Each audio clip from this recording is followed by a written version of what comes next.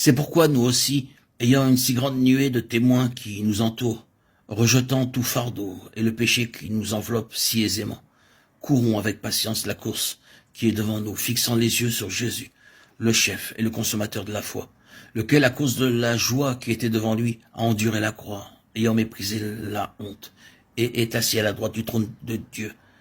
Car considérez celui qui a enduré une telle contradiction de la part des pécheurs contre lui-même, afin que vous ne soyez pas las, étant découragés dans vos âmes. Hébreux 12, 1, 3. Dieu place deux choses devant les hommes. Il propose d'abord la vie éternelle aux pécheurs, ensuite le royaume à tous ceux qui ont déjà la vie éternelle. Tous ceux qui croient ont la vie éternelle.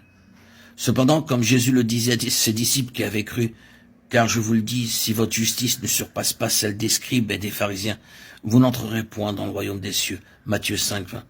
Le Seigneur Jésus déclarait aussi, ceux qui me disent Seigneur, Seigneur, n'entreront pas tous dans le royaume des cieux, mais seulement celui qui fait la volonté de mon Père qui est dans les cieux. Matthieu 7, 21. Il nous a aussi montré que pour avoir la vie éternelle, nous devons seulement croire, mais pour entrer dans le royaume, il nous est demandé de remplir une autre condition. Dès qu'une personne est sauvée, Dieu la place dans une course qui est devant elle. La vie tout entière d'un chrétien peut être comparée à une course. Il ne s'agit pas de courir pour obtenir la vie éternelle. Cela ne signifie pas que celui qui gagne cette course recevra pour récompense la vie éternelle. Au contraire, c'est uniquement la personne qui a la vie éternelle qui est qualifiée pour courir. Non, le résultat de cette course est que certains participants seront couronnés alors que d'autres ne le seront pas. Ne savez-vous pas que ceux qui courent dans le stade courent tous, mais qu'un seul remporte le prix? Courez de manière à le remporter. Tous ceux qui combattent s'imposent toute espèce d'abstinence, et ils le font pour obtenir une couronne corruptible. Mais nous, faisons-le pour une couronne incorruptible. 1 Corinthiens 9, 24, 25. Que signifie donc cette couronne? La couronne représente le royaume. Elle signifie régner, avoir la domination et la gloire.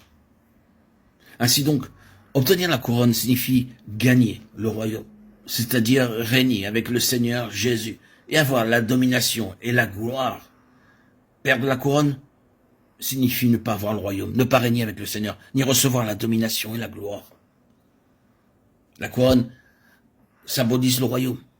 Pour le chrétien, avoir la vie éternelle est une chose réglée, mais avoir le royaume dépend de la manière dont ce chrétien court. Dès qu'une personne est sauvée, Dieu la place dans une course qui mène tout droit au royaume. Ses paroles, sa conduite, ses pensées, sa vie, en réalité tout ce qu'il est, détermine le fait de gagner ou non le royaume. Le croyant qui refuse de courir cette course s'estime lui-même comme n'étant pas digne du royaume, et le croyant qui court pauvrement met en péril ses chances de gagner le royaume. Or, Dieu a déjà placé chaque chrétien dans cette course.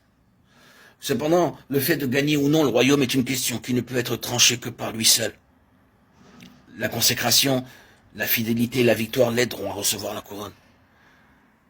Mais ceux qui aiment le monde et vont après la chair n'obtiendront pas le royaume des cieux, bien qu'ils soient en possession de la vie éternelle, ayant cru au Seigneur Jésus.